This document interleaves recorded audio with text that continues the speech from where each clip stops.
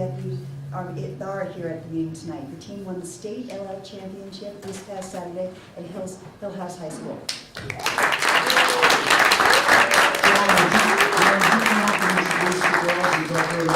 You know, stand up, girls, ladies. I'm sorry. Stand up, thank you. You know, people don't get this, but cheerleading and the work that you do, the gymnastics and the routines, there are a lot of scholarships, college scholarships. It's considered a sport, and it's well deserved. You work really hard at it, which is so excited you were able to bring this honor to us. And thank you. Not everybody could be here tonight, but we have our assistant coach Samantha, we have our captain Maddie, we have Kayla, Kennedy, Trin, Alden, Nyana, Brittany, Amanda, Nicole, and Courtney representing the team tonight. They did win the Class LL tournament. They had the highest score out of all 5 classes, and they move on to the New England Championships on the 22nd. Thank you for watching.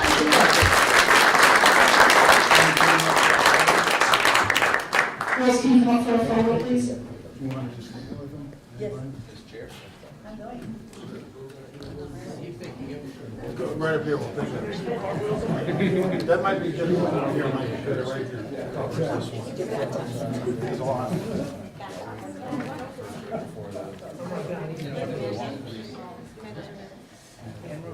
Well, how about something? Well, I've watched them at games. I'm so sorry. You want to get in a little bit? He's such a great little. You want to get in here now? Is that a better stand for you? That's all right. We'll edit it out. You good? Smile. All right. Thank you.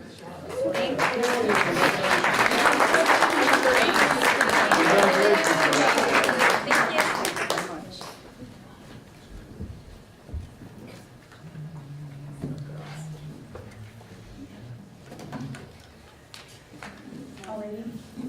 We're also acknowledging our Danbury High School wrestling team. The wrestling finished second in New England over the weekend, coached by Ricky Shook, and they'll be at a meeting another night, okay? So we can meet all of them. Alrighty. Our Danbury High School has had a banner winter season this year, with teams winning 4 state titles and 3 FCIAC championships so far. Okay, they're all still working on it. Great year. Alrighty. Public participation. The board welcomes public participation and asks that speakers please limit their comments to 3 minutes. Speakers may offer objective comments on school operations and programs that concern them. The board will not permit any expression of personal complaints or defamatory comments about the Board of Education personnel and students or against any person connected with the Danbury Public School system. Alrighty, we have our list. A. Vines. Mr. Vines. Good evening. How everybody doing? Good evening. All right. I am a parent, also a coach for Pop Warner, coach for Powell, coach for a lot of the kids. I've seen a lot of them grow up, and I just appreciate what the board does. I know you guys can probably do a little more to make sure everybody gets a quality education and a caring environment. A lot of the kids that I do see moving around, some might be in school, some might not be in school, so I don't know what kind of truancy or whatever they do to make sure the attendance is there, that they're in school every day. I don't know how that goes along, but I would like to see some kind of improvement in that. And if I can help anytime, you guys can call on me, how I can help the board or help the school with any activities or anything to help them to stay in school would be appreciated. And I thank you for your time. Thank you, sir. Thank you. All right, I have a Sean Council.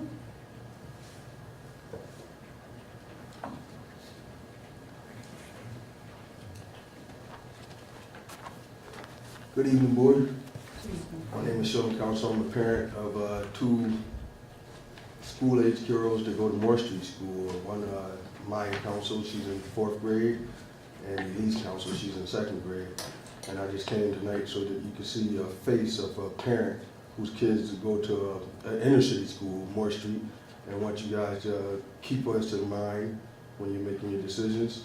This year, Morris Street School is very overcrowded. I know you know that, and next year they're part of the plans to busing, which is great. But I wanted Mr. S and his staff and his volunteers to receive some credit. They've done a wonderful job, and my girls love the school, so I'm not going to be a parent who moves into the King Street School District or another school district just so my kids can go to a school that gets the perks. I'm going to stay right out Morris Street and come to meetings or do whatever I have to do so that my kids aren't forgotten about. Thank you, Mr. Johnson. Is there anyone else in the audience that would like to speak? Anyone? Alrighty. Consent calendar? Would you read it, somebody? Richard?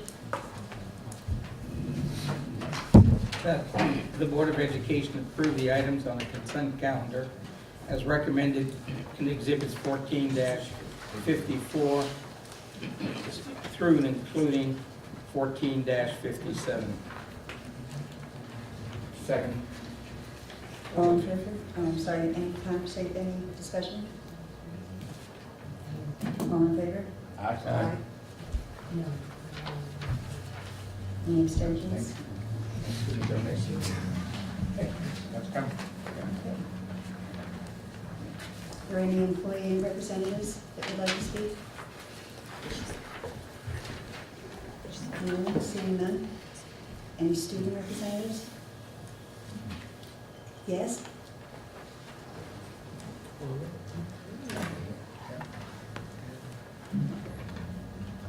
Somewhere over there, yeah.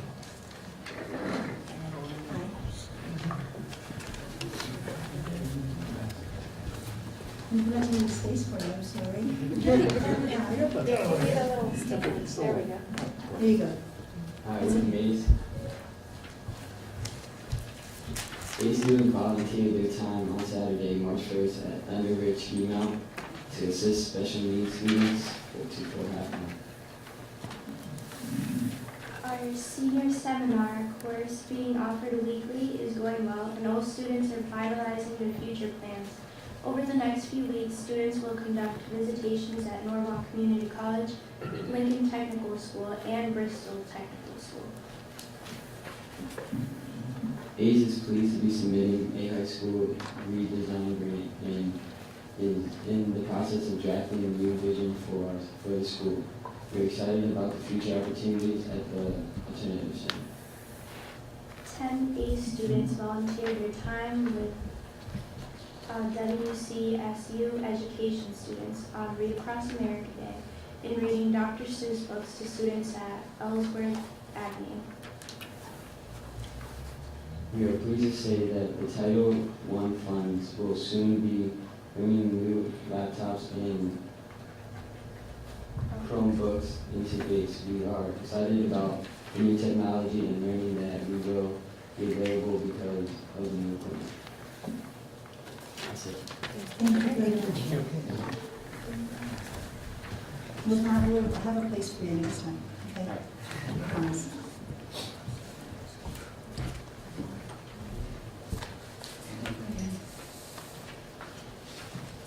Now I'd like to introduce Annie, who's going to do a presentation for us on our after-school programs. Thank you. I appreciate this opportunity to be able to come before you tonight to talk a little bit about our after-school programs. And where is that board? Okay. It's up. Joe, how does this board go down? Okay, we're having a technology demonstration. It's up. Yeah. No, you're not. I see it. Right.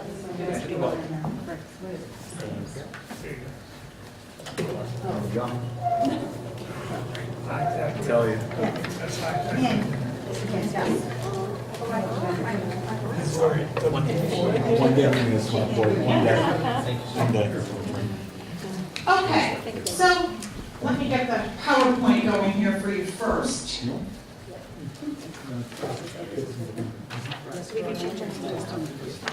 Great, thank you for the lights.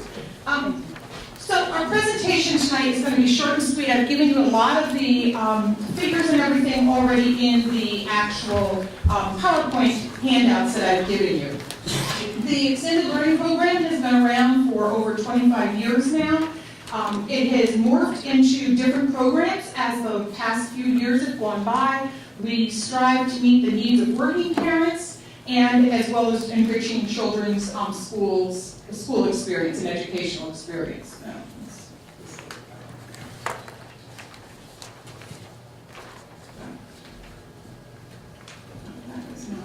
Okay. So the Extended Learning Programs has 11 before school programs, and all of our programs are in schools in the afternoon. Okay? It's 5 days a week. We also service families on half days and professional days. During our vacation weeks and that long week in April, we have a program that we bring the children into Rogers Park to have them in one area. We're a flexible program to meet the needs of the working parents, as I said previously. In the summer, we have several different options. We do first a wraparound around our summer school through our Century 21st Learning programs, and I'll talk about that in just a minute. But for our summer program, what we have right now for this summer is the Sensational Learning Program, which will be at Rogers Park. Our STEM Interdistrict Grant, that is a grant between Danbury and Fairfield and Bethel. Camp Invention was something that Dr. Sal wanted to bring into the community, and so we'll be offering that for 2 weeks. The flyers for that will come out April 1st for both the STEM and Camp Intervention. New Pond Farm, I'm proud to say that Danbury Public Schools is the agency that is working with New Pond Farm, and they have given us 8 slots for a sleepover camp for 10 days. So we're going to be doing a recruitment and probably a lottery to send 8 students there for that farm experience. New Pond Farm is in Reading. It was started by Carmen Matthews, so it's a very near and dear to my heart because I used to ride on that property years ago and knew Carmen Matthews. So we're really excited to be able to be part of that opportunity for our students. Enrollment, I apologize, you can't see that right now. We have 1,703. That does not include those parents that enroll their children today. And in our parenting programs, we have 350 parents engaged in a program longer than 5 weeks. Great, that's much better. Thank you. You're probably saying, well, you know, this is supposed to be on our before and after school program. But we look at the child holistically. And in doing so, we can't separate out the child from the parent. And so in order to service families, we have parenting programs that go along with all of our before and after school programs. There is a fee charged. It's $8 for the morning, and it's $12 for the afternoon. However, we do receive money from the State Department of Social Services, and right now we have 51 children on scholarships. We also work very closely with DCF in servicing children that are in DCF care that need before and after school care.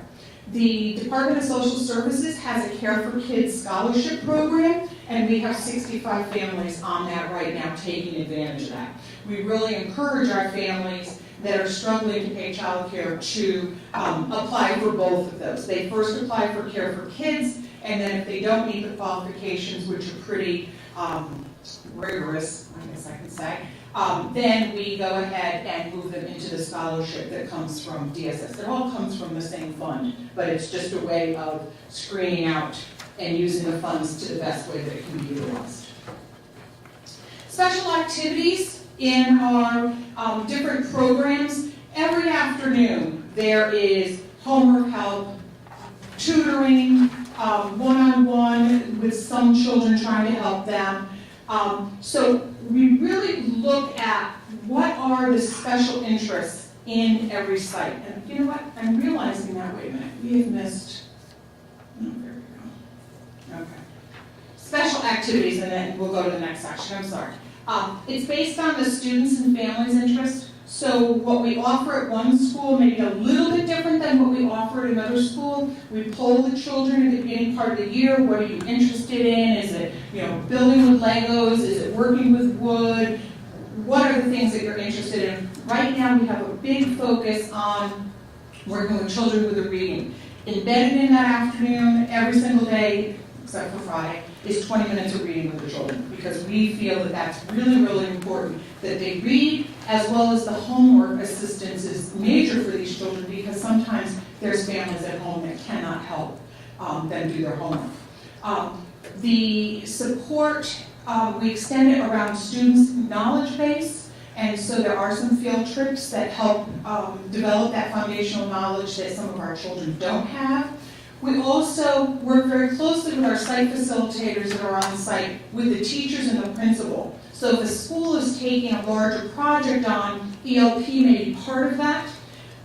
We also work to blend the curriculum. So if the teacher is saying, you know, the 6 children that are going to ELP in the afternoon from my class are really struggling with these concepts, then we'll reinforce those concepts with them. This year, I'm excited to say that our programs will be doing service learning in every one of the schools, and we're going to work on the outside of the schools in a gardening project with our community partners. Even if it's just one big perennial flower bowl in front or a garden, that's going to be our outreach to helping the schools. So this is a little bit about what happens in our morning programs. We open at 7 o'clock.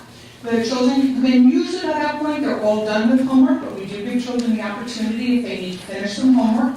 They have games, arts and crafts, building and Legos. The week is a big thing in our programs, and dance and movement that goes along with that week. And you'll see a picture here of children actually in the afternoon program that were really proud of the Jenga tower that they had built.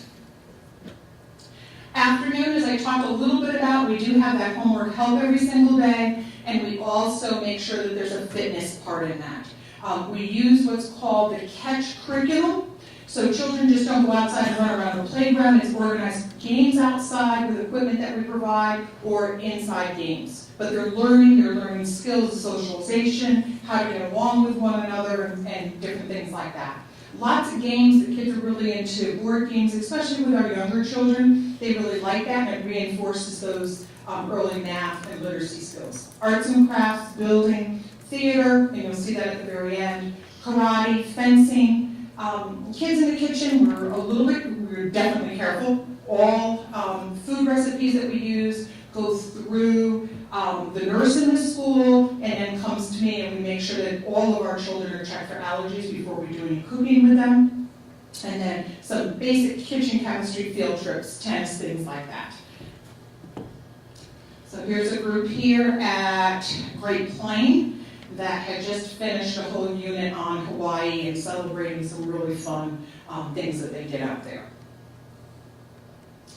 We also use some of our older students, both from the middle school and the high school level, and I was remiss in saying that we do have a after-school program at both of the middle schools. Okay? So we are able to take some of the older children from the middle school or the high school and use them in things like teaching piano skills and things like that. So they get a little individual attention, and again, this is a little guy in blue, really wanted to learn the piano. So Dylan is working with him here.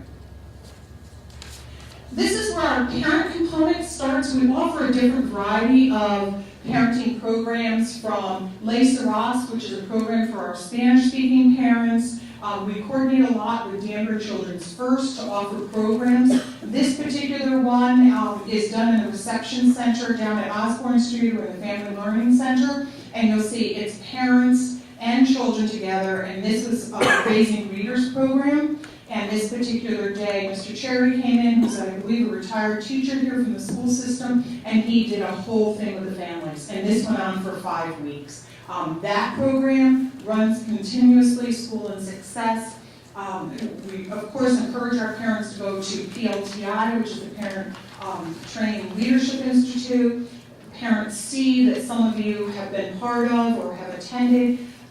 As well as any other training that we feel that parents may need. There was a huge, I don't want to say outcry, but need for the parents in our 21st program. They wanted more information about how to deal with some behavioral issues with their children. So Marlene, again, who is one of our program managers, we have 3 program managers that oversee all the programs.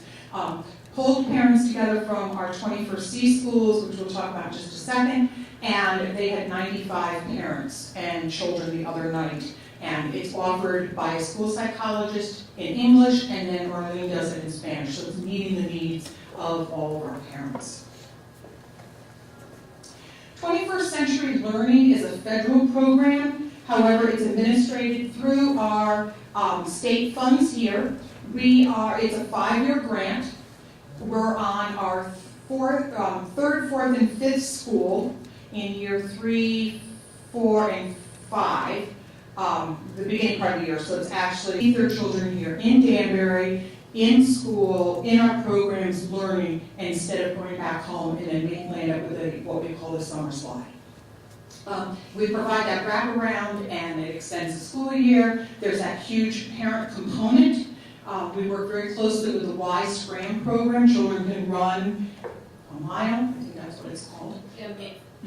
What is it? Say again. Children can run and move. Run and move. Okay. We think of it as a mile because they're so proud of their little pedometers that they can do a mile. That's wonderful. And so it also incorporates a lot of our different community partners too. The grant requires that 40% goes to our community partners. So who supports ELP in Danbury? This is some of these community partners that we talk about. The YMCA, we work very closely with them. The Connecticut State Department of Ed Priority School Grant. UConn, and we've just received a $262,000 grant through UConn, and they will be working with us to provide this Connecticut Fitness and Nutrition Plus excited about the programs. Any questions? Yes. Yeah. Hi, thank you, Ann. You're welcome. I do have a few questions, Yeah. only because I have children in the district and who have used the ELP program, and so thank you. I can't even imagine what it takes to be able to orchestrate and run a program like that, which is in all schools. One thing that I hear from parents, and I have experienced myself, is, and I know you shared earlier that a lot of programs offer other things based on children's needs or what their survey was, but it seems as if there are a lot of discrepancies between what is actually provided or offered in addition to, depending on where you go to school or at what after-school site. And you know, I've experienced it firsthand, and I've wondered that. And I know I have, you know, my son's friends who are in all other schools as well. When I hear things of what's going on in their programs, and I'm like, wow, why don't we do something like that? So I'm wondering, I understand we try to meet the needs of the student, but sometimes it feels as if there's real unfairness. And you know, what I hear parents say is, we're all paying the same amount. And why does it seem like one certain school seems to have more programs offered than another? And again, I have experienced it myself where, you know, there was nothing happening in one of the places he was attending after school, and then at another place, at another school, there were more things going on. So I don't know why that is, but I know that it's absolutely happening. I mean, when I look at all the wonderful things that you had said before, tennis and fencing and chemistry and building and kids in the kitchen and field trips and theater arts, I want to know where, because I'm not seeing or hearing of that. And so what makes the difference? Like, is there a way to, so that was one of my questions for ELP, but this other question that I had, noticed the wonderful things that they were doing, and there was a middle school STEM type of robotic program in Broadview, and my question is, why is that not happening in Rogers Park where there is a STEM program? So I don't even know if that's I can answer that. I don't know if that's your department as well, but to me that seems really not right and unfair. So. Okay, so let me address that last question first, and then I will address your first question. There's outside providers that come into schools to provide different services. And so that particular one that you're talking about is run by, to get children on a bus route, if there's room on a regular route after school to get to a program, and that's what we're working with fencing. But we're also looking at some possibility of outside transportation to be able to pick children up in our far-reaching schools like Pembroke and King Street to get them to fencing for that 3:30 program or 4 o'clock program. So that's part of the issue. Also is to get them back in time so the parents can pick up, okay? We are right now trying to do one program that the parents have signed off on, okay? The children take a school bus and the parents have signed off and registered them themselves at the fencing. So we're out of that loop of liability. But we are looking at 3 additional elementary schools. the state should be by April 1st releasing that grant. We're waiting on the federal level for that to be voted on to be released, and then it comes to the state. Letters of support would be the best thing. We get the principals involved in the actual planning. Dr. Pasquarella signs off on it. I often get some of those really hard-knock stories into the grant application because the people that read it are outside of SDE, and so you kind of you rub on their passionate side a little bit. But having those support letters from parents, the board, our community partners are really valuable to helping strengthen the grant application. Do you have any type of template that we could Yes, follow as far yes. as? Oh, yeah. If you could please. Dan's been writing all the grants that we have, Carlin. The two of them been working together Mhm. about a template, and there's a narrative that's applicable across, Right. and they've been able to do build on a lot of work that Mhm. you've done to make it successful, because you've been bringing in quite a bit of grants. The key is losing a grant and finding another to support Right. it. Because parents are, that's the hard part for us. I commend you for doing the work that you're doing. Thank you. And would you just get that template to Debbie and she'll get it out to us? Yes. And we'll all send it. Absolutely. I found most of it. Thank you. Thank you. Oh, Question, one right here.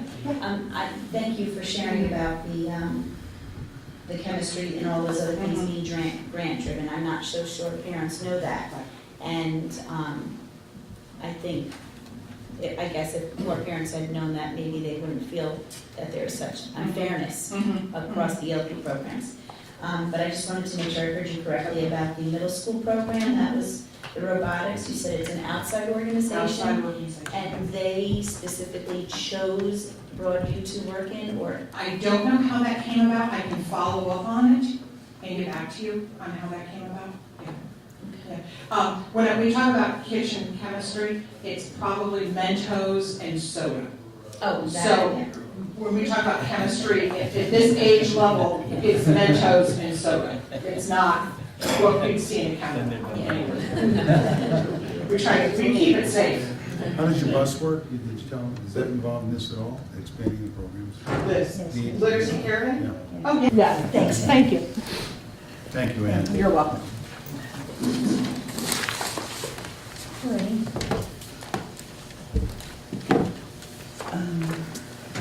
Action items.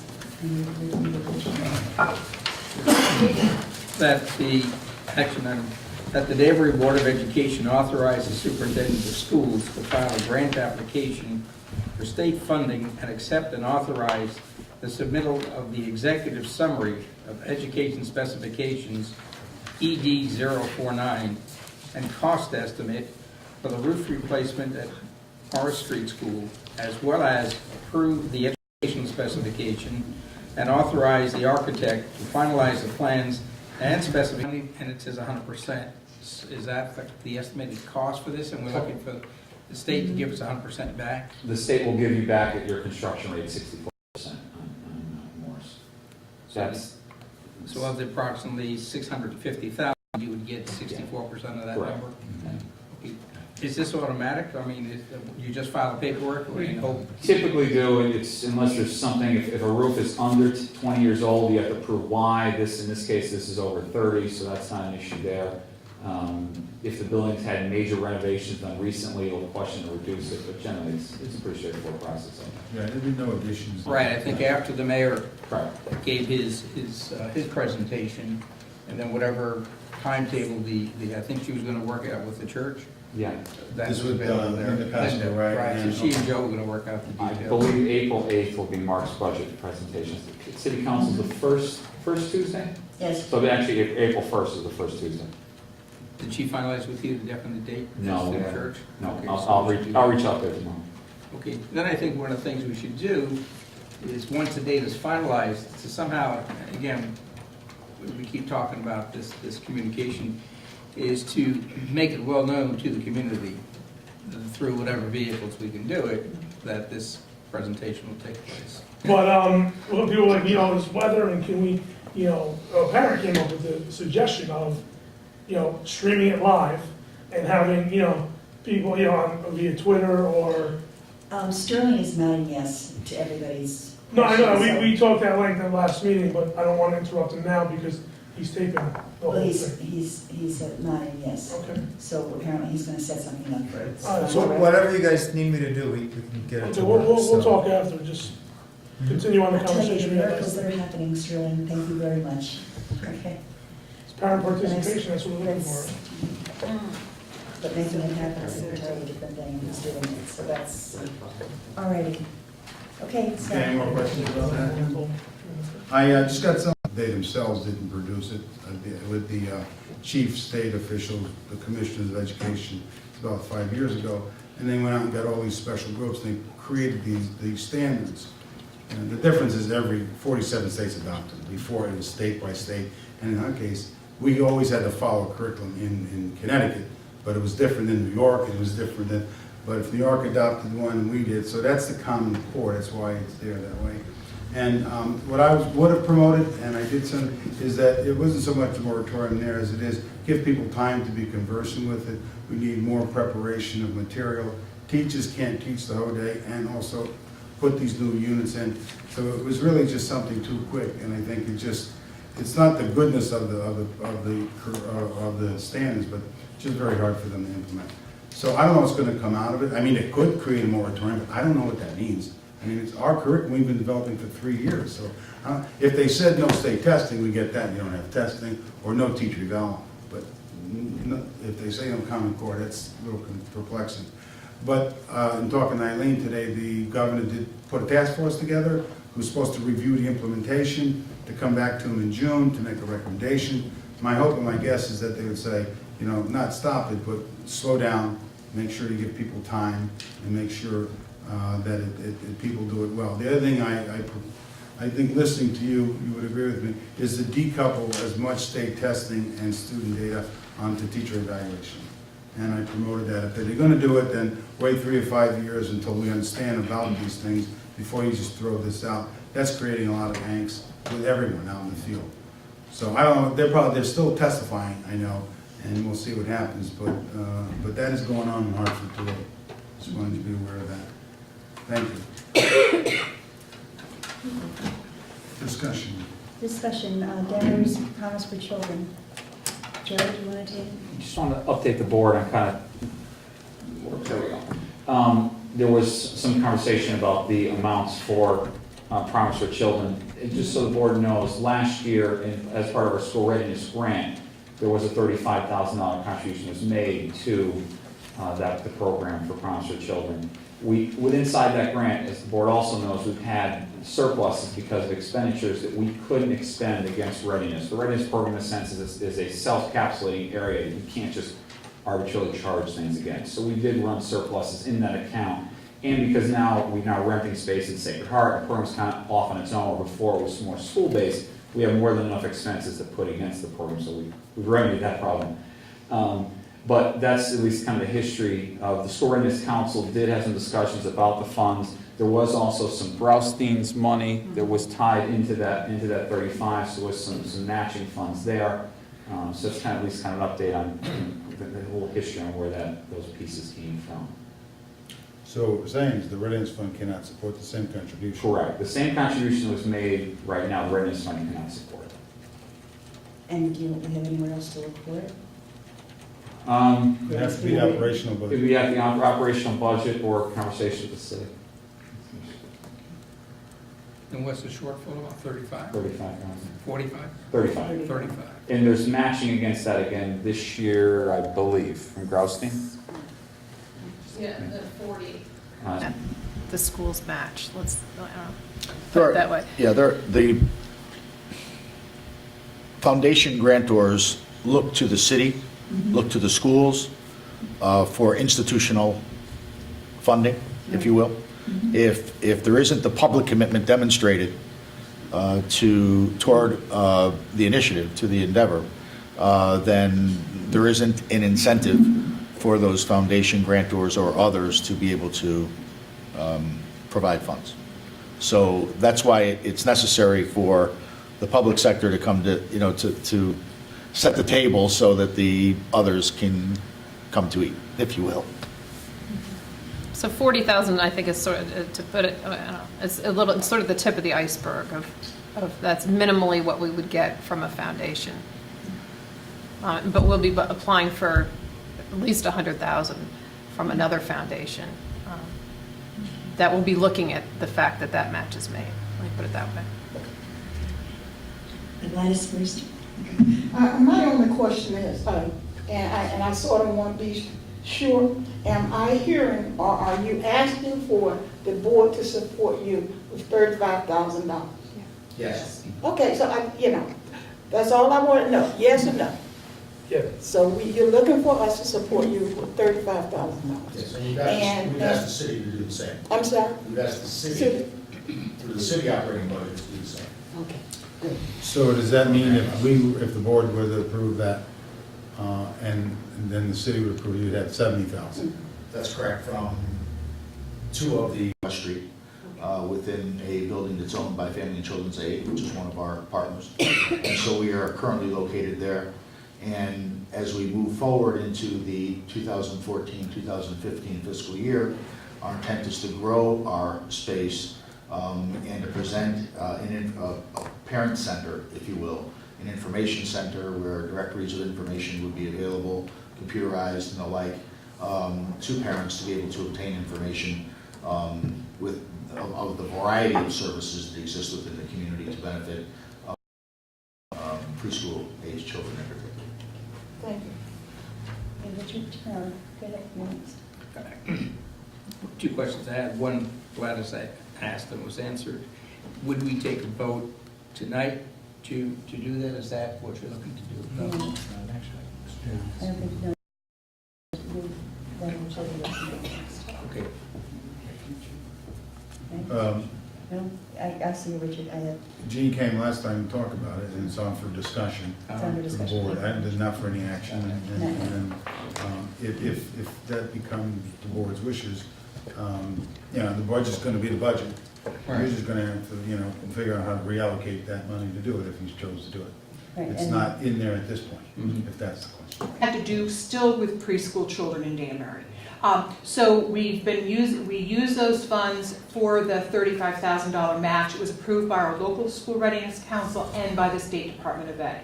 Since we've moved into the new building, now we've incurred different costs of heating, more office supplies, rent, utilities and things like that. So we won't have that buffer of funds this coming year.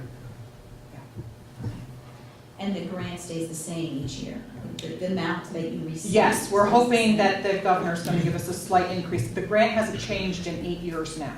Okay. Okay, my next question is, through the Alliance grant that we received, which is 6.6 million next year. Okay, which I know we've already allocated in whatever way we have. Part of it that I thought with that was that we were able to fund Head Start, and that's where Head Start is getting their funding from. Is that correct? 485,000. Right. So, could part of the Alliance grant, I think no one on this board is saying, no, don't do it. But I think we have to ask the question as to how we're going to go about doing this. And if we know already now that we don't have it, then what other alternatives do we have? Thank you. No, I guess the question, I agree with Gladys, is if we do say yes, can we, is I guess my question. You got a $122 million budget. I mean, the answer to that is yes. But it says, you know what? That 122 now is 119. We went through this, we've been working down the rate. I don't expect anything like that, but to answer your question, if you want to see what you have, then you can decide. Yeah, I think that's You best, want just to see to what we have. Right, that's all. Just a question, do you need more information about the program that's helpful? Oh, I mean, we did would that be all good? Okay, I know, I just want to make sure. Thing in your community plan that you have that you need funded. And so the district will be putting in quite a large proposal to them to expand even more of our summer learning this summer and for next summer too. So it's I don't want to put any pressure on anybody, but it is kind of the building blocks underneath as we build this partnership in Danbury to get those younger children engaged. And I know that is controversial, but for these children, there are children, and they're going to be coming to school here. And we know, my research shows it as well as national research out there, that when children receive the services early on, then they into Fairfield County, which is unusual. We were also able to work with the Viking Global Foundation, which is a hedge fund, to bring almost $100,000 in preschool teacher training to Danbury, so that the teachers that are working with the young children are better trained to prepare them for school.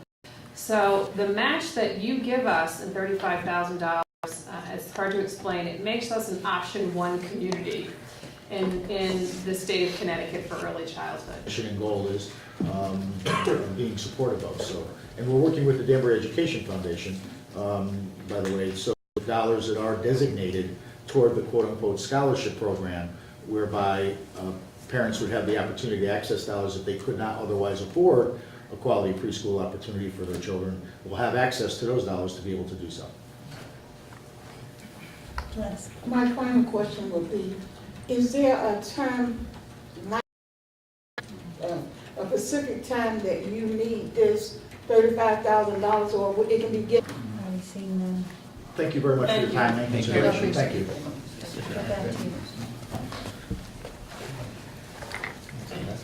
Thank you.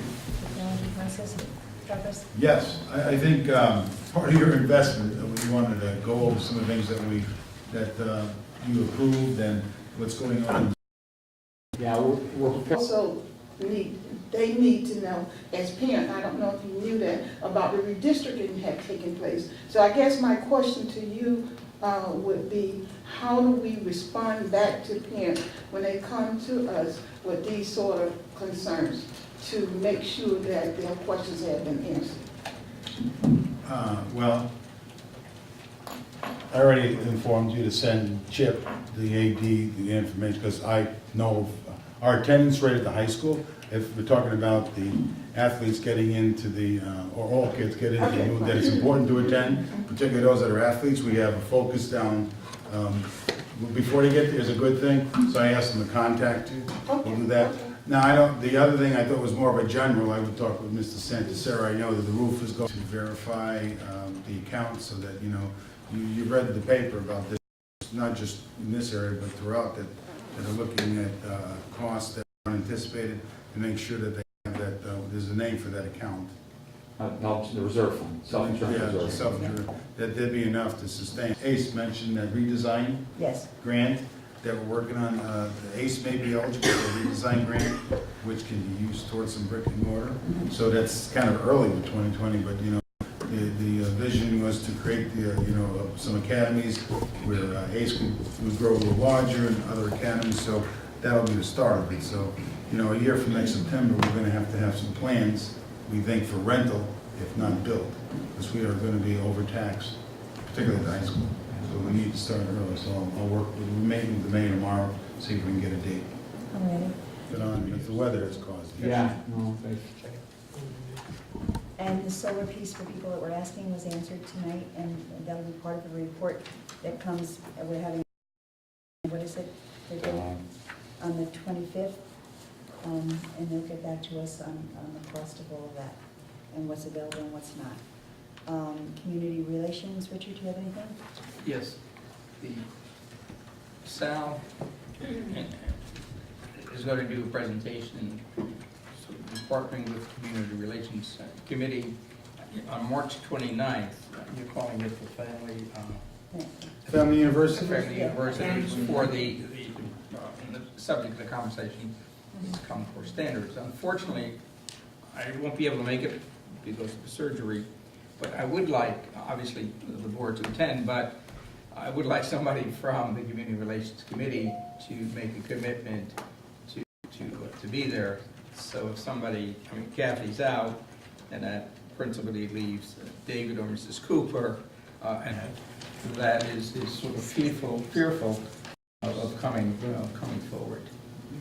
And relative to the Finance Committee meeting, where that and the Community Relations, we're going to do, as I said, somewhere about April, the presentation to the community on the budget. And then we'll set up a meeting for after we get the mayor's figures, we'll have to set up another meeting to review. Breakfast, come for lunch. You know, I feel I can't stress how important this is because of the changing dynamics of the Common Core. Just as Sal said today, you know, what is happening.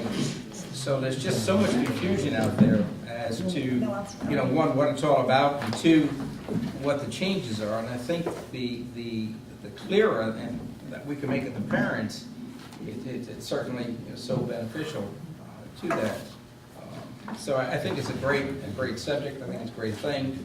And the method would be is to how much PR we can get out so the community. School level. So ideally, Family University should be something that happens year-round, summers, weekends, evenings, to give parents lots of opportunities to take part in different things. So that's what we want to evolve into. Does Family University have a website or a place where they have a link? We are under, if you look on the website, we're under the Learning Center now, the Family Learning Center. Plus, it's the Family University brochure is on the website too. But under the Learning Center? Under the Learning Center and then under News and Events. So could it have its own, because that's kind of hard to find. If you ever try to navigate our website, sometimes it's difficult to find information. So will there ever be a time that it could have its own spot? Because I can envision your workshops, which not all parents can attend, but I'm sure that many parents would be very interested in what Common Core Standards looks like in K2, 3, 5, who might not be able to attend, but if the workshop is videoed, it could be watched through the website. I mean, I think it would just be so helpful, because I think, just as Dr. Sal was saying, Because there's amazing stuff going on in our system that never went on before, ever. Information's going out, but we need to get more parents to know that. Because I'm surprised it isn't all broadcast bilingual right now, because that's how different everything is. When I went to that first workshop on redistricting, and they were handing out headphones because it was all done bilingual for people. It was amazing. My mouth was just, I was like, oh my God, is this really Danbury? Is this really happening? I didn't know that was going to happen. And I have the biggest mouth of all of us, and I didn't know it was happening. A tremendous way. We're hearing a lot of the accomplishments because we're a little bit smarter in terms of getting the information out and having it brought to us and saying, gee, we didn't know that we did this well and this and that. So that being said, I think a lot of that has to do with the trials and tribulations that Dr. Sal has led the district with his cabinet, and also with the great work that have done, the staff and everybody in the district. And, you know, personally, I owe them just a tremendous gratitude for a tremendous amount of hard work. We got a long way to go, but, you know, I think we're a unique district. I guess they got destroyed in the wind. I had to ask Joe Martino to get back to them on how many, if they can take donations. We have this new tax number and so forth, which I said I would pass on to you, Joe. I just passed it on to you. I had to do this so I don't forget. Okay, I'm getting to that stage. Okay, but, and I know other schools do this and all, but there's nothing, you know, like I say, there's Can we get their opinion on that? Oh, okay. Yeah, I'm not gonna comment on, you know, they could comment. No, I'm on just Well, wondering. the board had asked what their insight was, so that was an important presentation. I might want to share a few comments. Okay, yeah, I mean, okay, so some of the comments were basically, to get rid of the food, is what climate people were going towards. And just get rid of the food, staff, I don't get it. You can't walk in without being on camera. Yeah. And I don't accept that as an answer, I don't, because Well, I've The experienced that. fact is, it happened. I'm just telling you the fact is. I mean, we walk in the building, hello, this is who I am. I don't say, open up your purse, let me take a look at the bag. I don't do that. Yeah, but if you go I'm to just- a I don't- coach out there and, you know, have the opinion of the parents be heard then. We had discussion with the principals as well, they went the same way.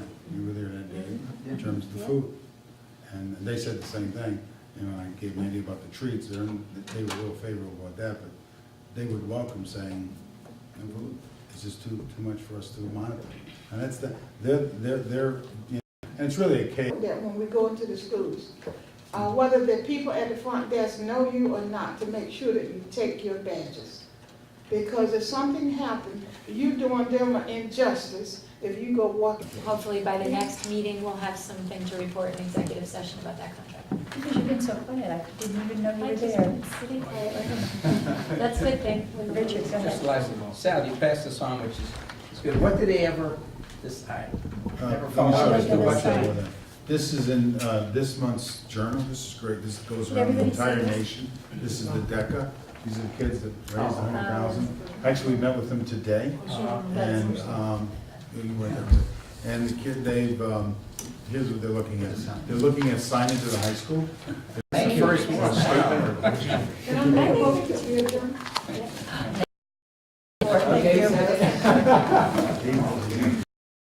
Oh, okay, yeah. Mike, did you get, Michael, did you get that? I did, License plate. Driver's license, they will want a hologram.